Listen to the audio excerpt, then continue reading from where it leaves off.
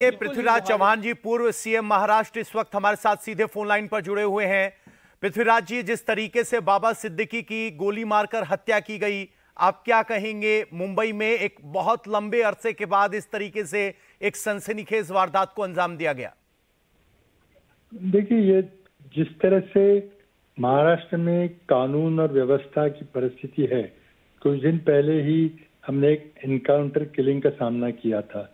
बदलापुर में जो एक बच्चियों पे जो अत्याचार हुए थे, उसके पीछे किसी न किसी को बचाने की कोशिश की गई और एक व्यक्ति को एनकाउंटर किलिंग में मार दिया।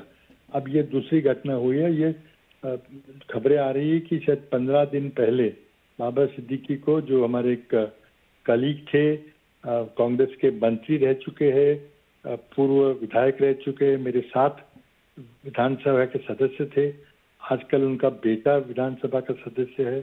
कुछ दिन पहले ही उन्होंने कांग्रेस पार्टी को छोड़कर अजित पवार की एनसीपी में प्रवेश किया था। हमारे राजनीतिक हमारे रास्ते अलग हो गए थे, लेकिन हमारे साथी थे, सहकारी थे, मित्र थे। उनके साथ ऐसा अंजाम होना बहुत ही दर्दनाक है। ये पुलिस और सिक्योरिटी एजेंसी का पूरा के पूरा फेलियर है। जब उनको पता था कि इनके जीवित को जान को खतरा है, जिसे धमकी आ रही थी, तो क्या किया सरकार ने? उनको वाइस सिक्योरिटी दी, ऐसे कहा जा रहा है। तो वाइस सिक्योरिटी क्यों दी और ज्यादा सिक्योरिटी क्यों नहीं दी? और सिक्योरिटी होते हुए भी ये चीजें हुई है, तो इसका क्या मतलब है? कौन जिम्मेदारी लेगा इसके लिए?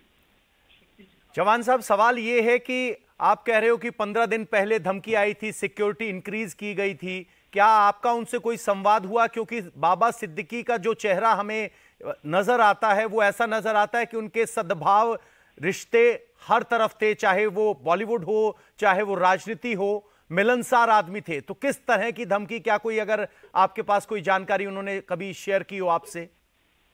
नहीं, मेरे से कोई बात नहीं हुई थी। जब से उन्होंने हमारा राजनीतिक रिश्ता तोड़ दिया था, उन्होंने कांग्रेस पार्टी को छोड़कर वो एनसीपी में कुछ चंद महीने पहले गए थे, अजीत पवार के दल में गए थे। उसके बाद हमारा कोई संवाद नहीं था। जिशन सिद्दीकी, उनका बेटा, हमारे साथ विधायक था, उसके साथ थोड़ी हाय हेलो होती थी, लेकिन दल छोड़ने के बाद फिर हमारा कोई संवाद नहीं रहा था।